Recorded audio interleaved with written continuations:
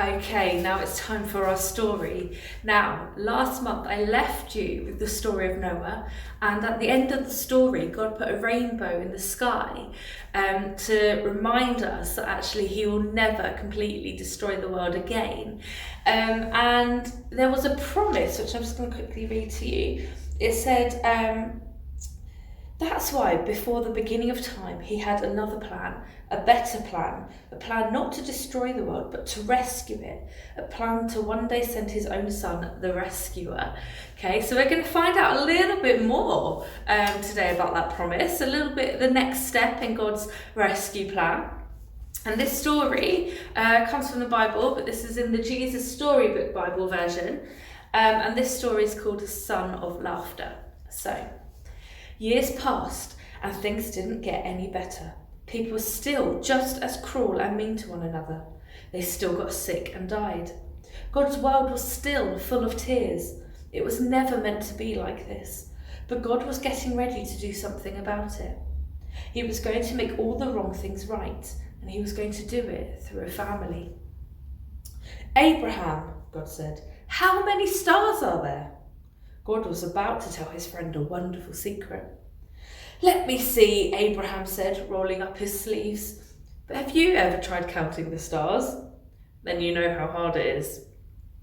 993, 994, 997. Uh-oh. No. Wait. 1, 2. Of course he kept losing count. Too many, he said. Guess what? God laughed. I will give you so many children and grandchildren and great-grandchildren, you won't be able to count them either. Abraham couldn't help giggling at such a wonderful idea. But he stopped himself. How could he have a family? Don't be silly, he didn't have any children, let alone grandchildren. He wiped away a tear. Anyway, it was far too late for him to start having babies at his age. He was 99 years old. What could God mean? Abraham, God said, believe me. And then God told Abraham his secret rescue plan. Abraham, I will make your family very big, God promised, until one day your family will come to number more than even all the stars in the sky. Abraham looked up at the dark night sky, thick with stars. You will be my special family, my people, and through you, everyone on earth will be blessed. It was an incredible promise.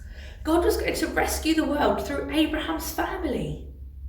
One of his great-great-great-grandchildren would be the child, the promised one, the rescuer.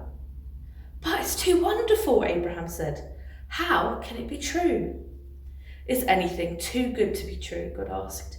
Is anything too wonderful for me? So Abraham trusted what God said more than what his eyes could see, and he believed. Now, when Abraham's wife Sarah heard God's promise, she just laughed to herself. But it wasn't a happy laugh, it had tears in it. She'd always wanted a baby. Could her dream come true? Could she really have a baby when she was 90 years old? No, of course not. Don't be silly. It was far too late. Sarah didn't believe God could do what he promised. She had forgotten that when God says something, it's as good as done. Of course, it was as easy for God to give her a baby son as it was for him to make all the stars in the sky. Sure enough, 9 months later, just as God had promised, Sarah gave birth to a baby boy. They named him Isaac, which means son of laughter. And Sarah laughed. But this time it was a glorious, happy laugh. Her dream had come true. God would do as he promised. He would always look after Abraham's family, his special people.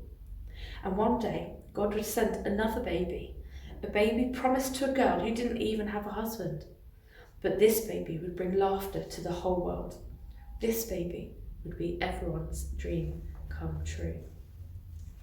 Now, what a really lovely story. There are a couple of things that I want to pick out from this story. The first of which is that God promised Abraham something. He promised that he would have more children and grandchildren and great-grandchildren and great-great-great-great-grandchildren and great-great-great-great-great-great-great-grandchildren than there are numbers of stars in the sky. Now think about that for a second. On a really lovely clear night, when we can see the stars in the sky, there are hundreds of thousands and millions of stars, and that's just in the part of the sky that we can see. Who knows how many millions and billions and trillions of stars there really are?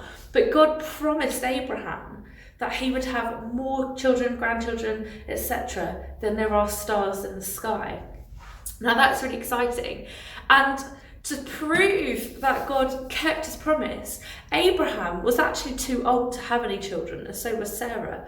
But they were still able to have a son, Isaac. So through Isaac came lots and lots and lots of children, grandchildren, great-great-grandchildren. And there are people alive today who, if they trace back all those thousands of years, would eventually get back to Abraham. So God kept his promise. God promised Abraham something and he kept that promise.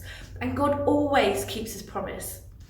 In fact, the Bible is actually full of promises, not only to the people in those Bible times, but today. Those promises are for us today as well.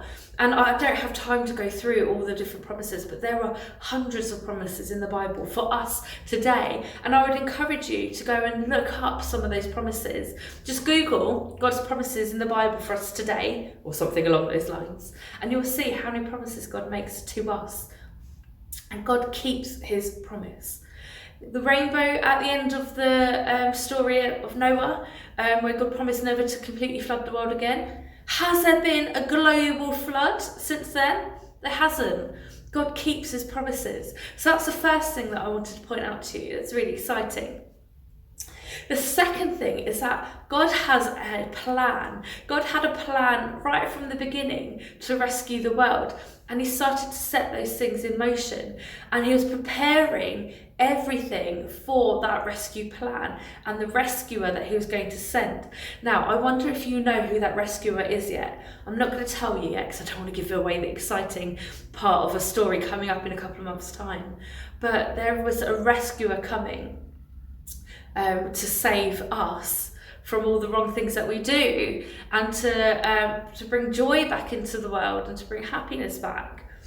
So God made a plan. It didn't seem possible to Abraham and Sarah, yet it still happened. And it's the same for us. God has a plan for each of our lives. And we just have to say to God, God, I love you. I'm sorry for the wrong things I've done. And that plan will start to come to fruition. It will start happening, which is really exciting.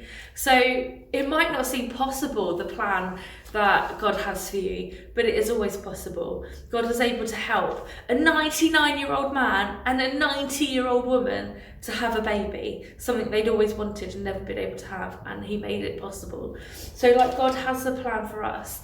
It might not seem possible, but there is a way, and God makes that happen. Okay, so I'm going to leave you there with that. Oh, got hair in my eye.